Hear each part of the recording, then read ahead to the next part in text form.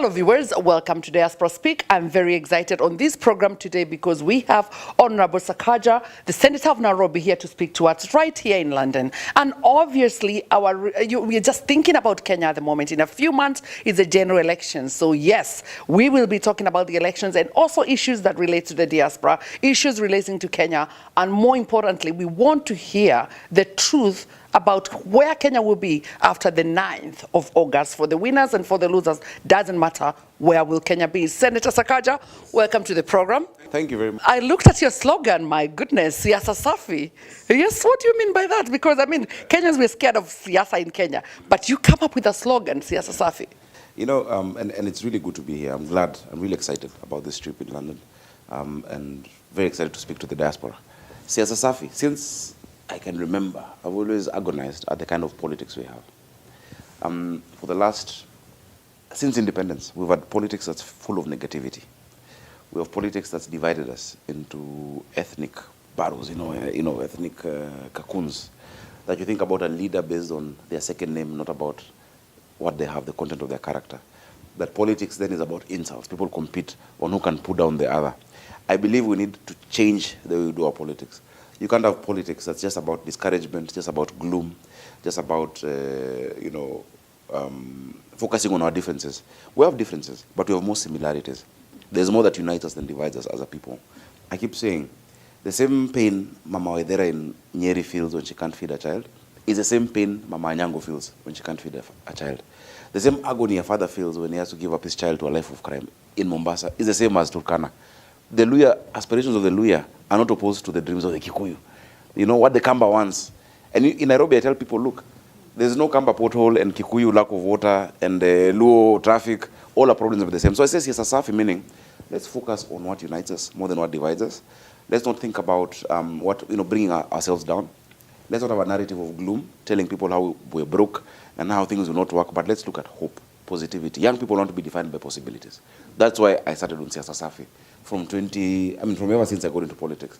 For now, my slogan is let's make Nairobi work, because I want us to make Nairobi work, and Nairobi can work. Well, you've been a senator of Nairobi for the last 10 years, and you can tell us about what you've done with Nairobi, and also now you want to be the governor of Nairobi. You're the prospective governor of Nairobi, so it means you have a big load on your head, really. So where are you in Nairobi, and where do you want to go? I've been honored to serve this country, our country, and the people of Nairobi. I've been in Parliament for 10 years, first as a nominated MP, and then as a senator. I've done legislation. I've focused a lot on legislation, first affecting young people, women, and persons with disability, to mainstream them in the economy. So the first one I brought was 30% procurement opportunities. It was an amendment to the procurement law to make sure 30% of all government business goes to youth, women, and persons with disabilities, contracts from national government, contracts from county governments.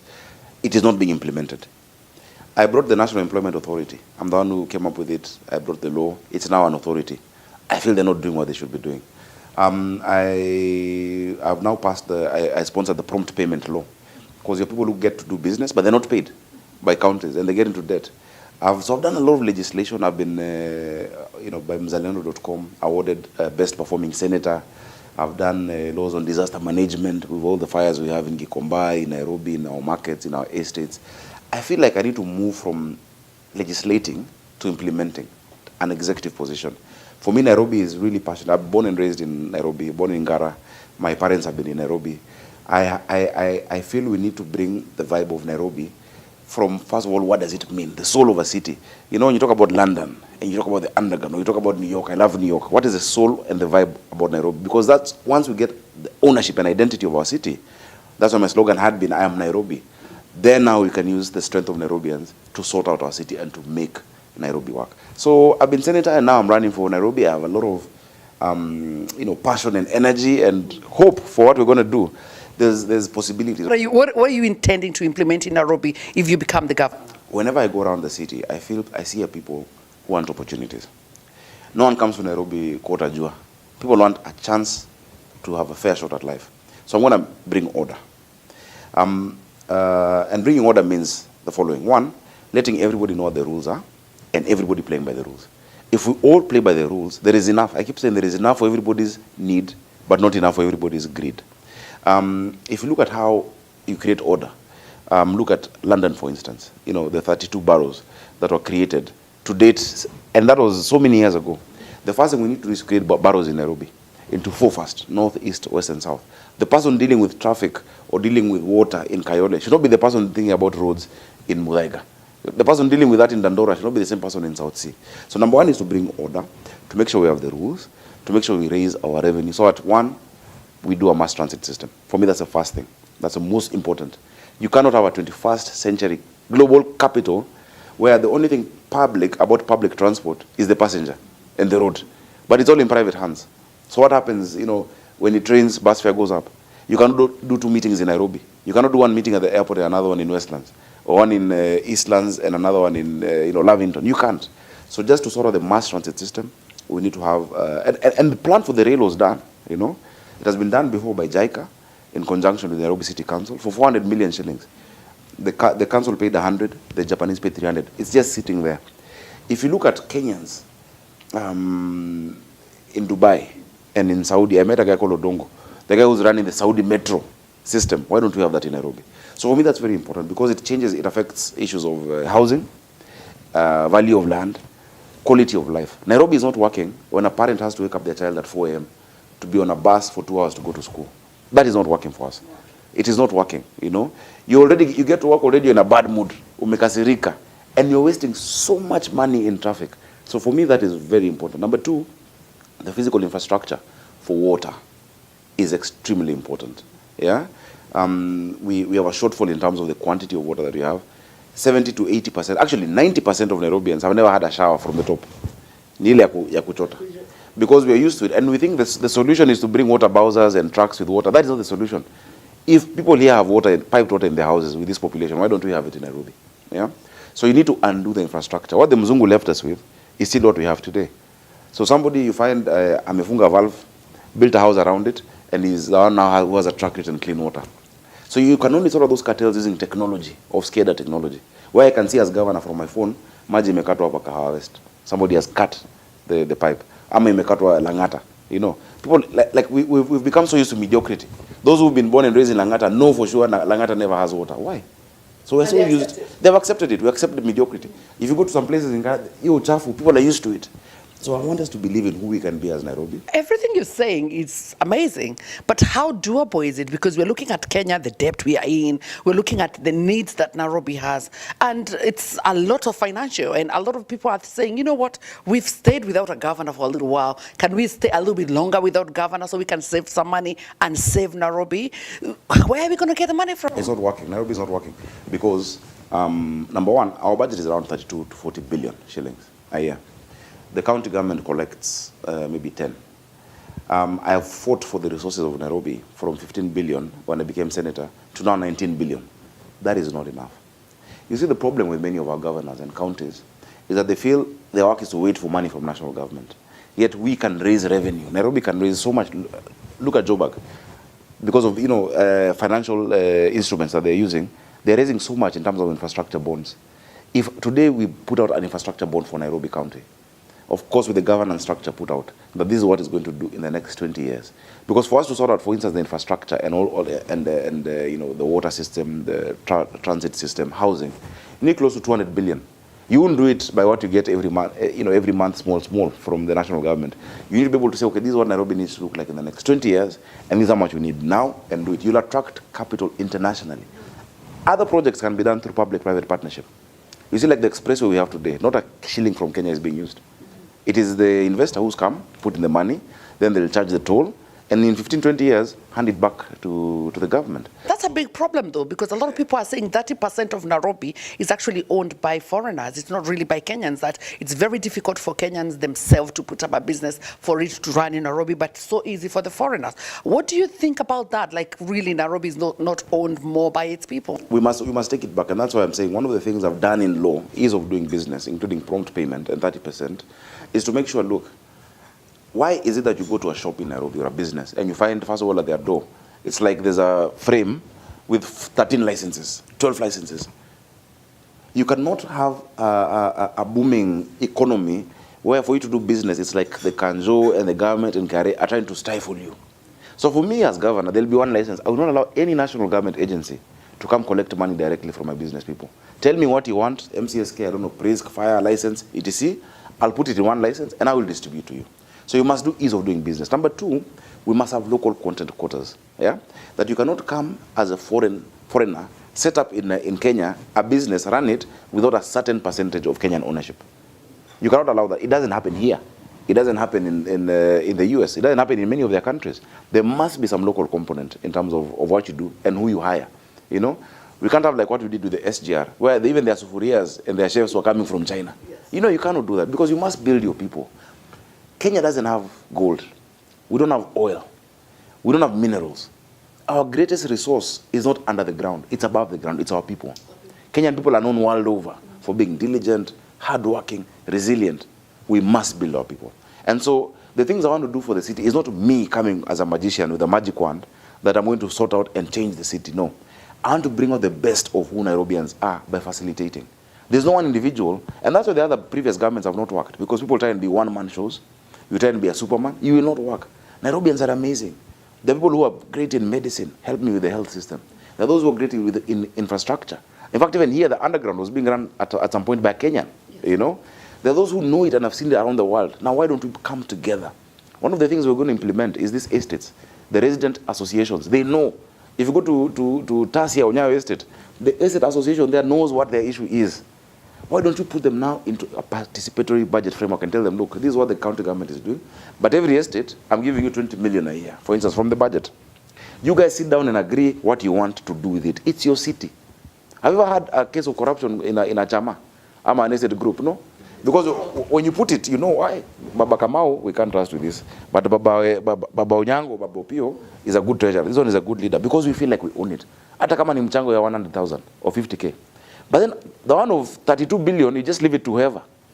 So why don't we now incorporate you in your small vikundis and your small groups at that level to say, okay, here in our estate in Lavington, this is what we want for this amount of money. It can be 20 million a year. We can do a budget for 20 times 5 years and do phases or do one each year. The priorities there will be different from the guys in South Sea. The guys in Westlands will be different from the guys in Dandora. But then people start to own their city. So I'm not a magician. I'm admiring what you're saying. Like, the dream is beautiful. But the reality of the matter, though, Honorable Sakaja, is most of what happened in Kenya is controlled by the central government. So you can have all these things, but as long as the central government is controlling what you're doing, then you're still, your hand is held. So what changes do you want to see in the national government to make sure that governors and senators and other people have got the power they need to build their city? I think, and I tell people that, look, devolution is not a competition between the national government and county governments. It's like a bird asking which wing is more important for it to fly, the left wing or the right wing. It needs both wings to fly. Devolution is a relationship between national and county. And since I've been in the national government, I'll have to work very closely, especially because of Nairobi is the seat of the national government. I'll have to work very closely with the government that comes in. Yeah? I'll have to have a very direct relationship with the president that comes in. And I'm ready to work with the person who becomes president of the Republic of Kenya for us to make Nairobi work. Because if it works, they also get credit. Yes. You know, we have international agencies, we have the UN, we have all of these international bodies in Nairobi. They want it to work, they want security. People want to be able to move around from point A to point B. But if you enter there thinking you're competing with the national government, you will not succeed. Well, let me say you have the professional standards to be the governor of Nairobi, you have the eloquence, and of course you look like you have the understanding to be the governor of Nairobi. What shocks me right now is you have always worked with President Kenyatta, and this time we see you walk away and say, you know what, you have told us to work with this person, I am not working with this person, I'm making my choice. Why did you decide to do UDA instead of Azimio? Number one, President Kenyatta is someone I respect. He's a great friend.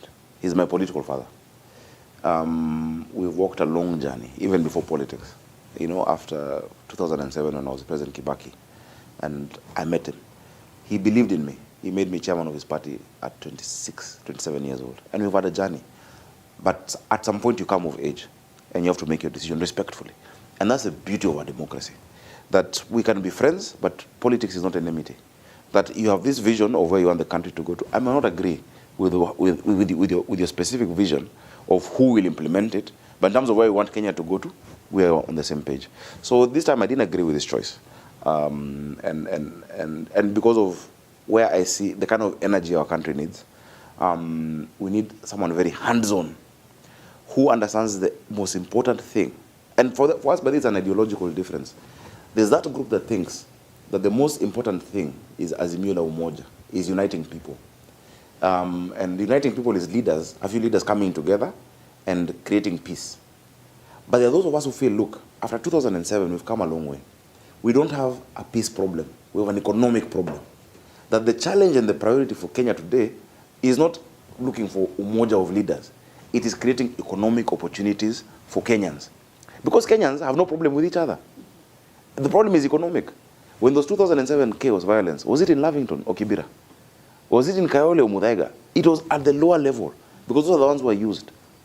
So for me, I believe you cannot have cohesion or peace that they're looking for without equality of opportunities.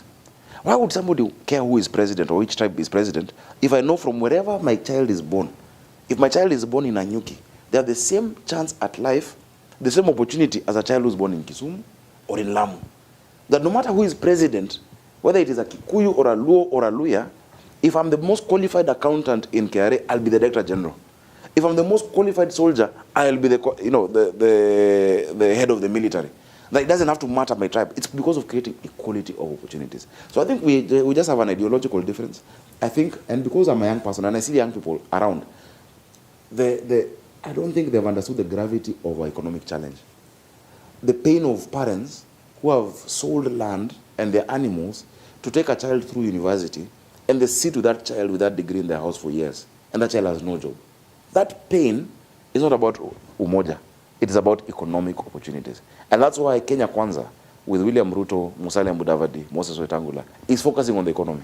So that's why I think the focus should be. But in terms of President Uhuru Kenyatta, I think he's done his work. He's done a lot on infrastructure. People will argue about the balance between the long-term projects and the short-term lack of money in people's pockets. I think the dividend will be there in time to come. People will see really this is what he's added based on those projects. But for now, people are broke. Inflation has gone up. The cost of living is crazy. You can't afford ugali. You can't afford it. You know, if you look at the cost of bread and milk, it's all gone up, and people are feeling the pinch. And we need to then have a government that does a radical reset. So if you look at Musalia Mudavadi, for instance, he's been talking about the economy. He's been talking about debt. He's been talking about rationalizing our government spending. He's been talking about the macro economy. William Ruto has been talking about the micro economy of Mama Boga, the small person, putting money in small businesses. I think if you bring them together, macro economy and micro economy, then we'll focus on the economy. Now, I am somebody who's been brought up in Molo. 2002, yes. We were chased out of our home. Yes. 2007, we were chased out of our home. Actually, 2007, my mom was here with me, and she was crying every day looking at BBC and the fires showcasing in Kenya, like every left, right, and center. My worry is there's been recklessness in languages, with the politicians when they are talking, and it could elicit again this kind of misgivings in the community. As a leader, how are you working together to make sure whether your group loses or your group wins, that the common 190 is not affected? Because I think what we are looking for is leaders who have integrity. So what kind of integrity can you bring on the table? Because, Honorable Sakaja, when you start with a group, whatever happens with the group, it takes your name with it. Yes. So talk to me about how you make sure that the Kenyan 190 does not get affected with political upheavals. I think the first thing, and that's why, as we started, I spoke about Siasa Safi. We need to be careful about what we say. Even the Bible says there's power of life and death in the tongue. And we must be careful about our utterances as leaders, no matter which side of the political divide. When I was chairman of TNA, I remember looking for the chairman of ODM, that time Buddy, and the chairman of WIPA, and agreeing with them and told them, look, let's sign something with the Media Council to say that if any politician in any of our platforms uses an ill word or incitement, no media house should cover the entire function, not just that politician, the entire function. They refused to sign up to that. Because you want to excite your base. You want to excite your crowds.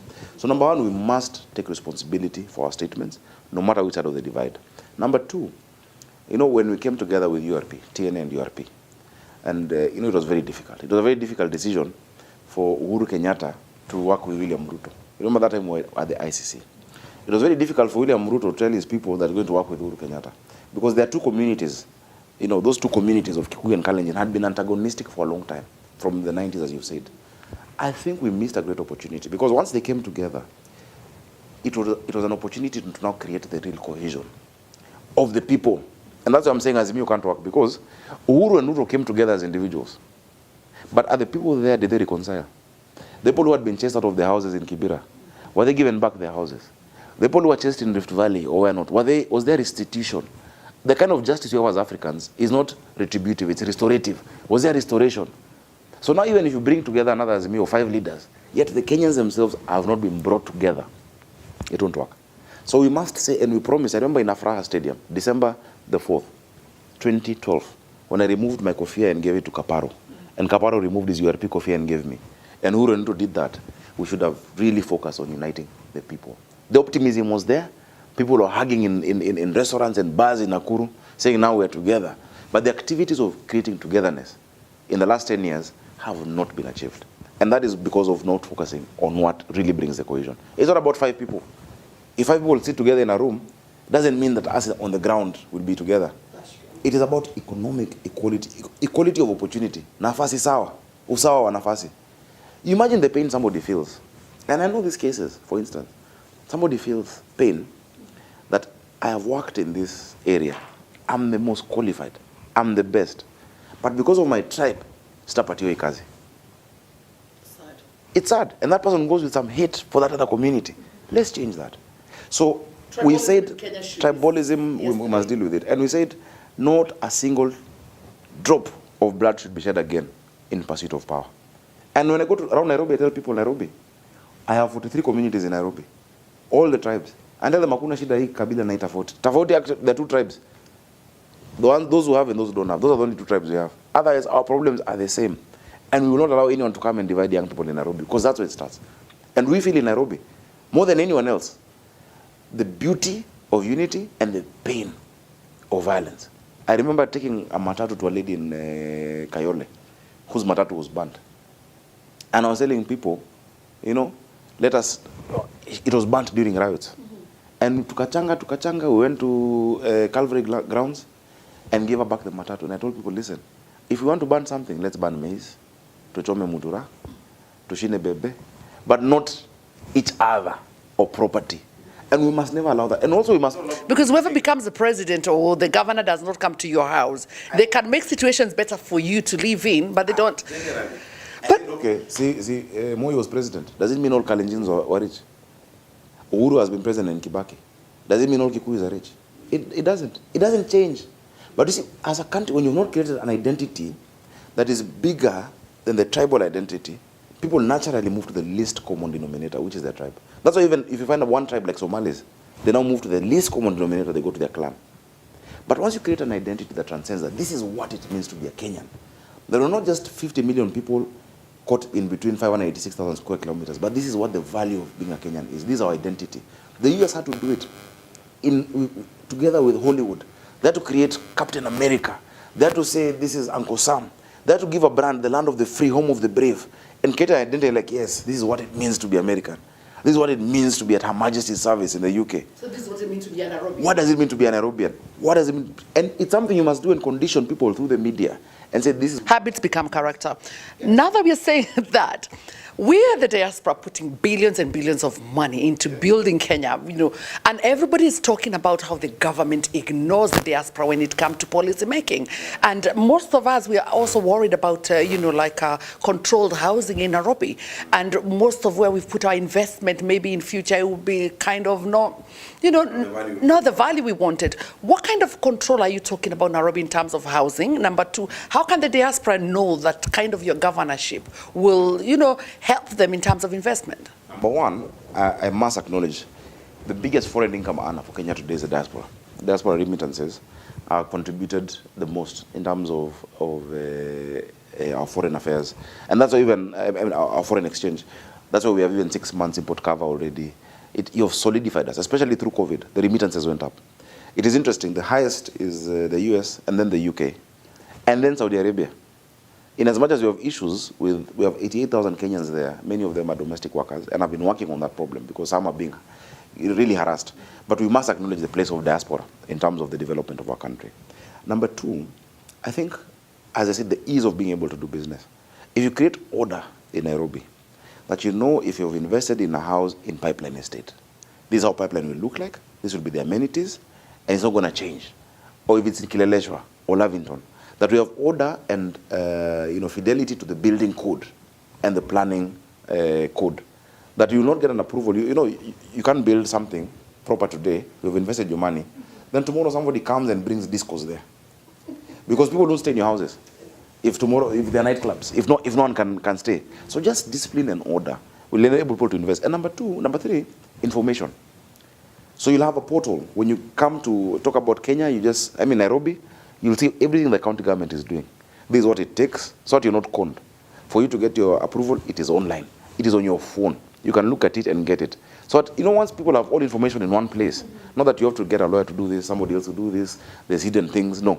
All information in one place. I'll reduce the interaction. Tax-free. You see, that's something to think about. Because if you want to spur development and growth, you must do incentives. You must incentivize the Kenyans out here that this is what investing back at home will do for you. People have been sending money back at home. Now, wanaonyesha picha ya nyumba ya jirani yao. And they send money. When they come to Kenya, there's nothing.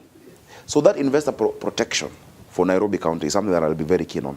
And I'll be the first county government to have actually a proper CEC who deals with the international relations and diaspora, because of the central and global nature of Nairobi. I'll have somebody who just deals with what the world sees about Nairobi, how we brand Nairobi, how we deal with Kenyans who are out there, how we deal with people coming into the city, because it's a global capital. There are people in the world, around the world, who know Nairobi and don't know Kenya. Nairobi is even a bigger brand than Kenya in some places. True. So because if I see it that way, then I must make sure I have proper international relations being run in the city. But banks have got diaspora office. Yes. Can the Nairobi County actually have a diaspora office? Because many of us who invest there will need diaspora services from the government. Yeah. It's become so tedious because normally we don't live there. We don't know some of these things. I think with technology. How do you think that can happen with your governance? I think once you create that department, you may not need physical offices like in London, and because now where will you put or won't you put? In the US, In Nairobi, have a diaspora office that if anybody needs anything from Nairobi, there's a diaspora office that people can walk into. Definitely. In Nairobi, they'll be there. And if you're not in Nairobi, you'll be able to access it online and have a call center 24/7 that you can talk to somebody in the city, in that office. It's very important. How can the highest source of foreign exchange be diaspora remittances, and then you're not putting your money where your mouth is and investing in them? A lot of what we want to do, for instance, the infrastructure I'm telling you about, the metro system, they're redoing the water infrastructure and the roads. We can partner with Kenyans out there to do it. Why should I get Chinese and the French to put in money when Kenyans can put it? Kenyans can do an infrastructure bond and say, look, we're raising 100 billion shillings for our city in Nairobi, and we're going to be shareholders in that. Do you actually seek for diaspora kind of people who do these things, like engineers who are run? Because we see the Chinese and we are saying those building London are actually Kenyans. Can the Kenyan government actually seek the diaspora to be the part and parcel of growing the country? You see this number on my phone? Yes, Giorgio Pondo, Saudi Metro. Yes. This guy I met in Saudi. Yes. Who is managing the metro there? Yes. And he told me there are many other Kenyans who know how to do this thing. They did the Dubai one in 3 years. The London Transport. The London Transport. When I came, I took the Heathrow Express from the airport to Paddington. 15 minutes. Look at that. Is it that Kenyans are less people than Brits or than Americans? We also deserve that, and you can do it. But your money is building this country. So, I remember the first time we left the country with President Uhuru Kenyatta. And we went to the US, we were in New York. And when I stood to talk to Kenyans, I told them, I'll tell you something different from what politicians tell you. Many politicians tell you, come back home. Come back home, let's build our country. I'll tell you, no. There's a reason you came here. You came here because you're seeing opportunities. You came here because you want a better future for your children, and because things are not working back at home. Stay here, partner with us to make Kenya work. No one will have to invite you. You'll come yourself. And that's what my message is to the diaspora. Let's partner and make Nairobi work. If Nairobi works, if everything you're getting here, the services, the healthcare, look at the NHS system. Yeah? Look at... Don't go there, because you start talking about the healthcare system in Kenya, most people in the diaspora will be like, the money we are paying for bills. Why is there no control? Imagine. First of all, how much people are being charged and the lack of universal health care. And I'm glad the president, but though towards the end of his term, has focused on it, county governments are the ones to do it because health is devolved. So let's partner and make Nairobi what it should be. And I keep saying, let's not look at Nairobi in terms of what it has always been, but in terms of what it must be. Focus and say 20, 30 years forward, This is how it should look like. We work backwards together. And that's why I'm young enough. In 30 years, I'll not even be 70 years old. So I'm glad you talked about you being young enough, and you have a mentor who has mentored you to be who you are. Yes. The number of youth in Kenya that are wasted, completely wasted with alcohol, with drugs, no direction, money hungry. There's just a brand of Kenyans in Kenya right now. We don't know what has happened. We don't understand. Tell me from the ground, what is it going on with our young people? How can we restore the order? Because I know you went to school. There was a ladder. We know what we're doing. You have to go, you start working, you build, you do. Yeah. What has happened to our young people? I think for young people, you see, Even schools, they're banning, Senator. there are no positive role models being shown to them. So the media and many of us, we've glorified thieves, we've glorified corruption. We've made the most popular people be the ones who have ill-gotten wealth. So I remember when I finished high school, I saw some people taking photos, selfies with Patni, like he is a hero, So what happens to these young people when they clear? They want to get rich quick. They walk around town with brown envelopes saying, "Tufanye deal. You're gonna deal. Let's make money." Then the money is not made, it's earned. So I always tell young people, look, it's a process. Trust the process. Do your time. You won't just get into success in day one. Be humble enough to do a small job. Some people tell me, you're young, you're in politics, you're at a very high level. I also want to be governor, I want to be senator. I tell them both, I started as a driver. I was a driver in Kibaki's campaign. Many of those young people will not accept to be a driver because they think it's too low. I was washing cars and parking and waiting there. But I had a vision, I knew what I want, and I went up the ranks slowly, until where I am. So let's learn to trust the process. Let us be able to give positive stories of young people who've made it, and not just glorify those who've not made it. And then, mental health is a problem. And I tell young people, it is okay not to be okay. Especially boys, they don't talk to each other. At least girls in their small groups, I think just females have a way of talking to each other. But mental health awareness, and we fought this with Senator Kasanga. There's a law there. We're going to create, now even in hospitals, there are people who are counselors and bringing psychotherapists and, just to be able to talk to people. There's this urge to show you're doing well on Instagram and social media, that pressure. So I started a mentorship thing for young people under Young Parliamentarians Association, which I founded in 2013, which had 50 young MPs below 35. Now I have 1,047 young MCAs below 35, and I got them each a trainer, a coach, to take them through and make sure they can now mentor other young people. Because we need to have a big brother and a big sister and just encourage them. But I'll tell Kenyans and parents and all that, let's stop pressuring these children. We become competitive to a fault. That now you're making your children it's like a project. That, look, my child is a doctor, what is yours? My child has done this. No, let's stop pressuring these children because they're getting into drugs, they're getting into alcohol because of that desperation. And of course, finally, it's the nature of the economy. That's why I keep saying, you can focus on unity, it's good. But if there are no economic opportunities, these young people are sitting in the base, wanakaa kwa base, mtaa, with degrees, with masters, jobless, looking at your big cars passing. I keep saying the biggest threat in our country is not Al-Shabaab or ISIS or Al-Qaeda. It is millions of disillusioned, disengaged young people who feel that, one, their voice is not being heard and they're not on the table. They have struggled. Families, as I told you, they have sold cows. Watu wamechanga pesa, mtu ameenda shule, amekuja ngambo, amesoma, amerudi, they have returned the degree and they're sitting. That economic thing, we must see it as an opportunity to sort out our country. Well, Senator Sakaja, I'm listening to you because I come from a teaching background and I know the need for mentoring. I know the need for mental health. And looking at what's going on in school and our education system, I think the need is quite urgent even before the elections. Finally, we're getting to the point whereby you have to sell yourself to the people. Talk to the diaspora first and tell them why you, Sakaja, would be the best person for them in Nairobi and in Kenya, to be honest, because we want somebody who can propel the diaspora issues. Yeah. What kind of diaspora issues would you stand? There are two types of leaders. There are those who want to lead, and there are those that people want to lead them. I choose to be the latter. And for me, I've had a dream and a great passion for what we can be as a country. Being exposed, seeing what's happening in these countries, moving around, I see the great promise with our people. And as I said earlier, I don't intend to be a Superman, that I can sort out everything. But I want to bring out the best of Kenyans, to start with Nairobi and then to transform Kenya. So partner with me. Let's work together. you know, I'll be able to set out links of how you can join the campaign for Nairobi, whether it is by contribution, whether it is your ideas, whether it is your policy positions, whether it is, you know, contributions of money or of kind of materials.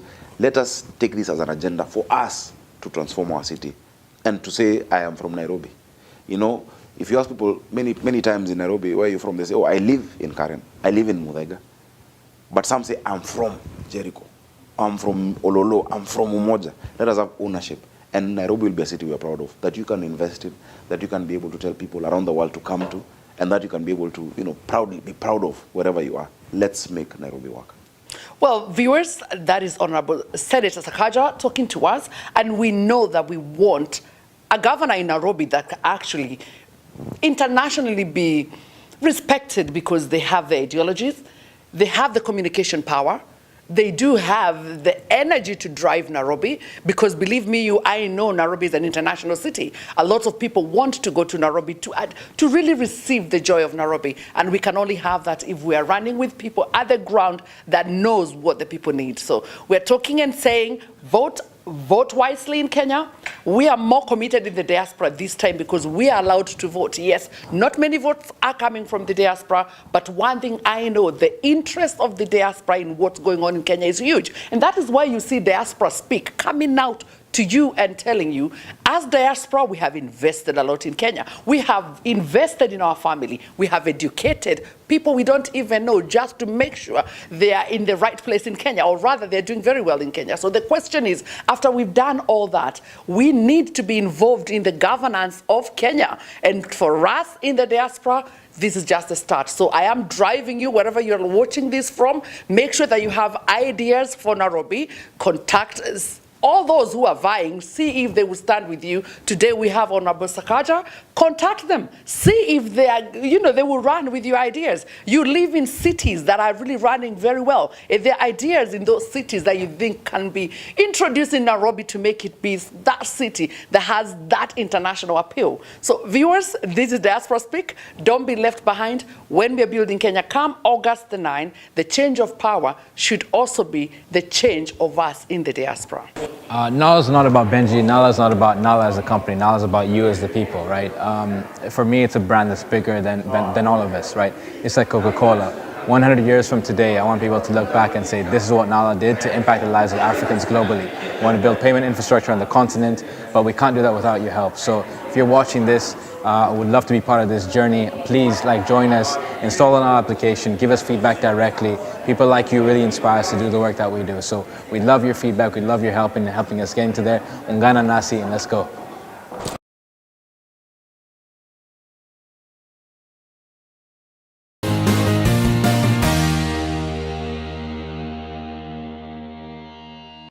Hello viewers, welcome to Diaspora Speak. I'm very